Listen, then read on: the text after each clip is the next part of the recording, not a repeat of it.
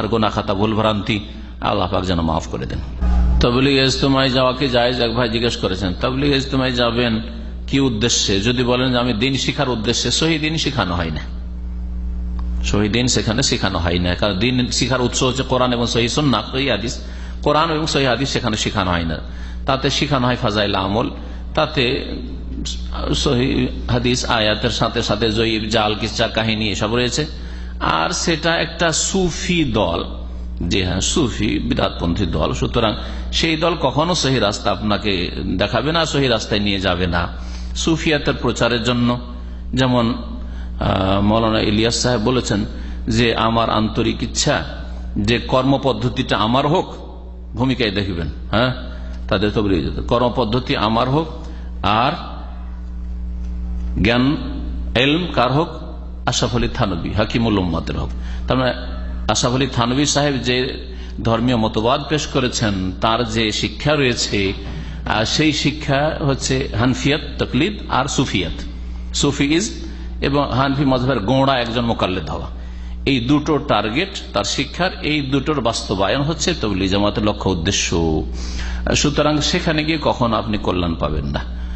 এই জন্য আমি মনে করি যে সেখানে যাওয়া কোনো সওয়াবের কাজ নাই, বরং সেখানে গিয়ে অনেকে গুমরাহ হচ্ছে যখন মিথ্যা কিসসা কাহিনী শুনছে, এই কেরামতি আর সেই কেরামতি, আর অনেককে বলতে শুনছে মূর্খ মানুষেরা যে আমরা গরিব মানুষ, আরাফা যেতে পারি না, তো এখানে 3 বার আসলে হজের সওয়াবের আশা রাখি। এগুলি প্রচার মাধ্যম, টিভিওয়ালারা তাদের সাক্ষাৎকার নিয়েছে, সেটা আমি নিজের কানে শুনেছি, বলছে লোকেরা যারা খেদমত করছে ওইখানে। তো কথা হচ্ছে যে এই গুমরাহি থেকে বাঁচার জন্য দিন শিখেন, নিজের বাড়িতে, নিজের বাড়ির আশেপাশে কোরআন সুন্নাহর কথা যেখানে শেখানো হচ্ছে দিন শিখেন। আজকাল ইন্টারনেটে সহি দিন কোরআন সুন্নাহ ভিত্তিক শিখার ব্যবস্থা রয়েছে, তাই শিখুন। আর সংশোধনের জন্য সংশোধন কোনো কথা শুনবে না, কথা বুঝতে পারছেন? কখন এই আশা করি না যে ওখানে গিয়ে আমি তাদের সংশোধন করবো বা ওখানে গিয়ে তাদের ভুল ধরবো। আপনি কি ভুল ধরবেন? কি যারা ভুল ধরবে তাদের কথা শুনবে না, তো আপনি কি ভুল ধরবেন? আপনি তাদের কিতাব পড়েন আর কোরআন হাদিসের সাথে মেলান, তাতেই ভুল ধরতে পারবেন বাড়িতে বসে বসে। বুকের নিচে বালিশ রেখে ঘুমানো, পেটের ভরে ঘুমানো, বুকের ভরে পেটের ভরে ঘুমানো জায়েজ নাই। ইন্না হাযিহি জিজাতু আহলিন নার, এটা জাহান্নামীদের শোয়ার তরিকা। জাহান্নামীদেরকে মুখের ভরে ফেলা হবে, জ্বলতে থাকবে। আর আরেকটা হাদিস রয়েছে ইন্না হাযিহি জিজাতুন লা ইউহিব্বুহাল্লাহ, আল্লাহ পাক এইরকম শোয়া পছন্দ করেন না, ঘৃণা করেন। সুতরাং পেটের ভরে বুকের ভরে অনেকে শুয়ে থাকেন গা পাড়া দিয়ে এরকম করে, হ্যাঁ এইভাবে শোয়া ঠিক নয়, মাকরুহ, অপছন্দনীয়, আর স্বাস্থ্যের জন্য চরম ক্ষতিকর, আর মৃত্যুকে ঘনিয়ে নিয়ে আসে। এটা সায়েন্টিফিক কথা। কিছুদিন আগে আমি আরবি একটা এতে পড়লাম, গবেষণায় পড়লাম, যারা বুকের ভরে বেশি বেশি শয় তাদের আয়ু কমে যায়, হার্ট অ্যাটাকের ঝুঁকি খুব বেশি থাকে। জি, সবচাইতে উত্তম শোয়া হচ্ছে যেভাবে নবী সাল্লাল্লাহু আলাইহি ওয়াসাল্লাম শুয়েছেন, ডান দিকে কাত হয়ে শোয়া, আর মাথার তলায় আপনার হাতটা দিয়ে। আর একটা হয়তো বলতে চাইছেন আমাদের প্রশ্নকারী ভাই যে বুকে বালিশ নিয়ে মানে কোল বালিশ নিয়ে। আমি মনে করি কোল বালিশ নিয়ে শোয়াটাও ভালো কাজ নয়, বিশেষ করে অবিবাহিতদের জন্য, কারণ এতে চরিত্রের অবনতি ঘটতে পারে। অথবা বিবাহিত কিন্তু বউ নাই, স্ত্রী সাথে নেই, সব প্রবাসী, আর বালিশ নিয়ে ঘুমাচ্ছেন, আর তখনও ধ্যান আসে যে বালিশই হয়তো আমার বিবি সাহেবা, বুঝতে পারছেন? যার ফলে আমি এই শোয়াটাও ঘৃণা করি। আমার প্রথম দিকে শ্বশুর বাড়িতে প্রথম যখন নতুন জামাই হয়ে গেছি, তো কোল বালিশ একটা বিষয় থেকেছে, কখনো নেই। কোল বালিশ একটা ফ্যাশন, খুব বেশি স্পেশাল মেহনত আছে। তারপরে এই বিভিন্ন হোটেলগুলো থেকে এলাম, প্রত্যেকটা হোটেলে কোল বালিশ থাকে, কখনো কোল বালিশ ব্যবহার করি না। অথচ আমি সেখানে গিয়ে ব্যাচেলার থাকি, কখনো না। চরিত্রের অবনতি ঘটতে পারে, হয় এরকম আর কি, হতে পারে। জি, শয়তান চান্স নেবে। কালেমা পড়ার ক্ষেত্রে আপনি পড়লে আশহাদু দিয়ে পড়েন, সবচেয়ে ভালো, ইখতিলাফ মুক্ত হয়ে যান। আশহাদু আল্লা ইলাহা ইল্লাল্লাহ ওয়া আশহাদু আন্না মুহাম্মাদান রাসূলুল্লাহ বা আবদুহু ওয়া রাসূলুহু, দুই রকম পড়তে। রাসূলুল্লাহ বলতে পারেন, আশহাদু আন্না মুহাম্মাদান রাসূলুল্লাহ ওয়া আশহাদু আন্না মুহাম্মাদান আবদুহু ওয়া রাসূলুহু। আসলে এটা আমাদের এই মগজে এই জন্য ঢুকেছে যে কলমা 5 কলেমা। প্রথম কলমা তাইয়্যিব লা ইলাহা ইল্লাল্লাহ মুহাম্মাদুর রাসূলুল্লাহ, দ্বিতীয় কলমা আশহাদু আল্লা ইলাহা ওয়া আশহাদু আন্না মুহাম্মাদান আবদুহু ওয়া রাসূলুহু, তৃতীয় কলমা তামজিদ, চৌথা কলমা তাওহীদ। এই সব বানানো কথা, সব বুঝতে পারছেন? যার ফলে এইসব সংশয় এসছে। না হলে এইভাবে শাহাদাতের সাথে কালেমাটা পড়েন, তাহলে সংশয় থাকবে না, ইখতিলাফ থাকবে না, দ্বিমত থাকবে না। বাকি লা ইলাহা ইল্লাল্লাহ আর মোহাম্মদ রসুল্লাহ যদি পাশাপাশি বলা যায় তো জায়েজ না জায়েজ, এই ক্ষেত্রে কিছু লোকেরা বাড়াবাড়ি করে থাকে আমাদের সৈয়দের ভাইদের। এই বাড়াবাড়ি আমি পছন্দ করি না, এমন বাড়াবাড়ি পর্যন্ত যেটা শিরক হয়ে যাবে। আর শিরক কেন হবে? পাগল। লা ইলাহা ইল্লাল্লাহ একটা কালেমা, আর তারপর জুমলা মুস্তানিফা আলাদা কালেমা, মোহাম্মদ রসুল্লাহ দুটো আলাদা কালেমা। আর এর মানে থোড়া এটা হইলো অল্প বিদ্যা পড়ে বড় বড় ফতুয়া। লা ইলাহা ইল্লাল্লাহ মানে যিনি আল্লাহ উনি মোহাম্মদ, কোথায় এটা বোঝা গেল? এতে তো বোঝা যায় না। হ্যাঁ, পাশাপাশি আল্লাহ মোহাম্মদ থাকলে আল্লাহ মোহাম্মদুন, যদি এরকম হয় আল্লাহ মোহাম্মদ, ওখানে শিরকের আশঙ্কা আছে। কিন্তু লা ইলাহা ইল্লাল্লাহ, আল্লাহ ছাড়া কেউ সত্য মাবুদ নেই, একটা কালেমা হয়ে গেল। মোহাম্মদ রাসূলুল্লাহ, মোহাম্মদ আল্লাহ পাকের রাসূল। আর এখানে শাহাদাত কথাটি উজ্জ আছে। আমরা অনেক কথাতে উজ্জ বলি, আরবি তো আছে, বাংলা তো আছে। উজ্জ থাকে না? দেশে যাবেন? হ্যাঁ, যাবো বা যাবো না? দেশে দেশের কথা তো বললেন না। কোথায় যাবেন তাহলে? কেন যাবো না বললেন? বা যাবো, কোথায় যাবেন? আপনি যেটা বললেন ঠিক না। তো কথা হচ্ছে যে এইরকম উজ্জ আছে প্রত্যেকটা এতে। তো কেউ যদি এখানে আসাদু নাও বলে তবু আসাদু আর আছে। লা ইলাহা ইল্লাল্লাহ মানে আমি লা ইলাহা ইল্লাল্লাহ শাহাদাত দিচ্ছি। তবে জিকিরের ব্যাপার যখন আসবে, কেউ যদি বলে লা ইলাহা মুহাম্মদ রাসূলুল্লাহ জিকির করো, বলে না এই জিকির নেই, মুহাম্মদ রাসূলুল্লাহ জিকির নেই, লা ইলাহা ইল্লাল্লাহ শুধু জিকির রয়েছে। জিকির করবে লা ইলাহা ইল্লাল্লাহ। নামাজের সময় না হলে কি নামাজ পড়া যাবে? কারণ নামাজের সময় যখন হয় তখন আমার ক্লাস থাকে না। সময়ের আগে, বিফোর টাইম কোন নামাজ জায়েজ না। ফজরের নামাজ ফজরের আগে, জোহরের নামাজ জোহরের আগে, আসর নামাজ আসর আগে।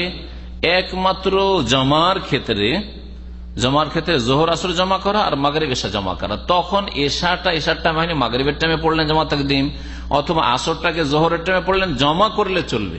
কিন্তু জমা করলেন না, জোহর পড়ে নিলেন আর 1 ঘন্টা পরে ভাবছেন যে আমি তারে সফরে চলে যাবো, তা আসরটা পড়ে নি, জায়েজ নাই। এখন আর কোনো চান্স নেই আপনার জন্য। ভালো করে মনে রাখেন, জমা যখন করবেন তখন শরীয়তে পারমিশন আছে। নবী সাল্লাল্লাহু আলাইহি ওয়াসাল্লাম করেছেন জমা, সফরে করেছেন, বৃষ্টিতে, ভয়ে ইত্যাদি, এসব করতে পারেন আপনি শরীয়তের মাসলায়।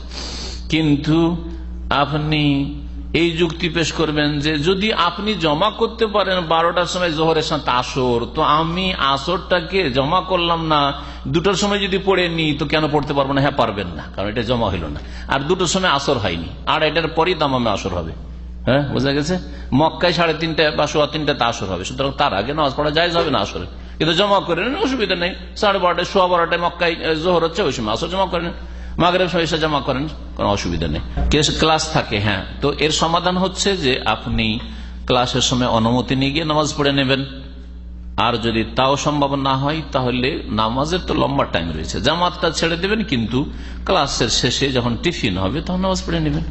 জোহরের সময় 1 ঘন্টা ক্লাস চলছে, তো 1টা পর্যন্ত ক্লাস চলছে, 1টার পর নামাজ পড়েন। আমাদের বাচ্চারা কখনো কখনো এরকম হয়, মেয়েদের স্কুল বইতে এরকম হয় যে অনেক সময় ওখানে হয়তো নামাজ পড়ায়নি, 1টার সময় ছুটি আসে, 1টা এসে বাসায় নামাজ পড়ছে। হইতে পারে মাঝে মধ্যে এরকম হয়ে যায় কখনো, যদি ওখানে নামাজ পড়ার ব্যবস্থা আছে, কখনো কখনো হইতে পারে। বিশেষ করে প্রাইমারিতে যেসব ছেলে মেয়েরা থাকে ওদের ক্ষেত্রে এরকম হয়, হয়তো নামাজ পড়ায় না কোনো মাদ্রাসায়, আজকে ছুটি দিয়ে দিয়েছে, অথচ নামাজের টাইম হয়ে গেছিল, এসে নামাজ পড়েছে, জামাত পায়নি, কখনো এরকম হইতে পারে। কিন্তু একটা মুসলিম প্রতিষ্ঠানে অবশ্যই নামাজের টাইমে নামাজের ব্যবস্থা থাকা উচিত, আর না হলে সে মুসলিম প্রতিষ্ঠানের মালিকরা গুনাহগার হবে। দুধ মা কাউকে করার জন্য শরীয়তের মাসলা হচ্ছে যে দুধ পান করার বয়সেই সেই বাচ্চাকে দুধ পান করতে হবে, এটা হচ্ছে অধিকাংশ আইম্মায়ে কেরামদের মত। কিন্তু সালেম মাওলা হুযায়ফা ওকে লালন পালন করছিলেন কোন এক সাহাবী, যখন একটু বড় হইতে লাগলো, একটু সমস্যায় পড়ে গেল, আমি ছেলে বড় হয়ে যাবে, এটাকে কেমন করে লালন পালন করে, আমার স্ত্রীর সামনে কি করে আসবে? রাসূলুল্লাহ সাল্লাল্লাহু আলাইহি ওয়াসাল্লামের কাছে অভিযোগ করেন, ইয়া রাসূলুল্লাহ, এই তো আমাদের কোনো ছেলে সন্তান নাই বা ছেলে নাই, তো এই ছেলেটাকে তো রেখেছি, তো বড় হইতে যাচ্ছে, তো বড় হলে তো বাড়িতে রাখা যাবে না। আর আজকালকার মতো বিহায়া বেপরদা তো কোনো ব্যাপার না, ও নিজের ছেলের মতো, কিন্তু আসলে তো নিজের ছেলের মতো হয় না। তখন নবী সাল্লাল্লাহু আলাইহি ওয়াসাল্লাম বলে যে তোমার বিবিকে বলো যে দুধ পান করিয়ে দিক। অথচ ছেলেটা তখন প্রায় সাবালক হতে চলেছিল, মানে 14-15 হয়তো হয়ে গেছে। নবী সাল্লাল্লাহু আলাইহি ওয়াসাল্লাম দুধ পান করিতে বললেন, ইয়া রাসূলুল্লাহ, ছেলে বড় হয়ে গেছে, বলছে তো দুধ পান করিয়ে দাও, দুধ পান করিয়ে দিয়েছে। এখন এই মাসলা শুধু এই সালেমের সাথে খাস আর এই ঘটনার সাথে, নাকি প্রয়োজনের তাগিদে আর কারো জন্য চলবে? জুমহুর অধিকাংশ আইম্মায়ে কেরাম সবাই বলছেন না, কারো জন্য চলবে না, এটা এই খাস ঘটনা। একমাত্র ইমাম ইবনে তাইমিয়া রাহমাতুল্লাহ আলাইহি বলছেন যে বিশেষ যদি কারো এইরকম সিচুয়েশন তৈরি হয়ে যায়, অবস্থা নিরুপায়, আমাকে একটা ছেলেকে রাখতে হবে, আর ছেলেটা এইরকম বড় হয়ে গেছে, আর এই ছেলের মতো ভালো ছেলে পাবো না, ছোট ছেলে 2 বছর পান করে, এত ভালো ছেলে পাবো না, তো দুধ পান করে দিতে পারে। কিন্তু আজকাল যেহেতু ফিতনার যুক্তি, এইগুলো রাস্তা খোলা সবার জন্য, এগুলো খাস ফতুয়া যদি প্রয়োজন হয় কারো তাহলে। আর এই আমভাবে ফতুয়া দিলে দুধ পান করার নামে আরো কিছু হইতে পারে, এসব ফিতনাতে আল্লাহ হেফাজত করে। আর না হলে অধিকাংশ আইম্মা ইকরাম, হানাফি, শাফি, মালিক, হাম্বলি সমস্ত ওলামার ফতোয়া যেটা খাস ঘটনা, ওই সালেমের সাথে খাস। জি, মজার কথা আমি এতগুলো কথা বের করতে চাইছিলাম না, কিন্তু টেনে টেনে বের করেই দিলাম। তো হানাফিরা এই হাদিসের ভাষ্যতে লিখছে যে সালেমের বিবি দুধটাকে দুহে দহন করে তারপরে তখন ওই বাচ্চাকে পান করেছে। আবার এই কথাটা কোথায় আছে? কোন হাদিস নেই। যখন আসল নীরব তখন নীরব, যেমন ভাবে সাধারণ পান করেছে ওই পান করেছে, ছোট থেকে ছেলেটাকে মানুষ করেছে, বাড়িতে মানুষ এখন সাবালক হয়ে যাচ্ছে, পান করিয়ে দিয়েছে হয়তো। আর সেটা নির্জনে হবে না, তার স্বামীর সামনে অথবা সবার সামনে, বুঝতে পারছেন? নির্জনে পান করতে গিয়ে কি হয়। যেসব নামাজ জেহরি নামাজ, জোরে তেলাওয়াতে, উচ্চস্তরের নামাজ, সেই নামাজগুলি মহিলারা বাড়িতে পড়লে জোরে পড়বে। হ্যাঁ, জোরে পড়বে। অপর পুরুষকে শোনাইবে না, নিজেকে শোনাবে, আশেপাশের লোক, স্বামী, বাচ্চারা শোনো, কোনো অসুবিধা নেই। সেই বাড়িতে দেবর ভাসুর যদি থাকে বা কেউ যদি দুলাভাই থাকে তাদের শোনাবে না, কিন্তু গैर মাহরামকে কিন্তু মাহরাম পুরুষরা শুনলে অসুবিধা নেই। আমার মেয়েরা, তারপরে আমার ওয়াইফ নামাজ পড়ে, তাদের উচ্চস্বরে তেলাওয়াত করাই, জোরে তেলাওয়াত করো। আমি হয়তো নামাজ পড়ে চলে এসেছি, ওরা জামাত শুরু করেছে, উচ্চস্বরে তেলাওয়াত করে, আমি একটু শুনে দেখলাম বাচ্চাদের তেলাওয়াত কেমন হয়।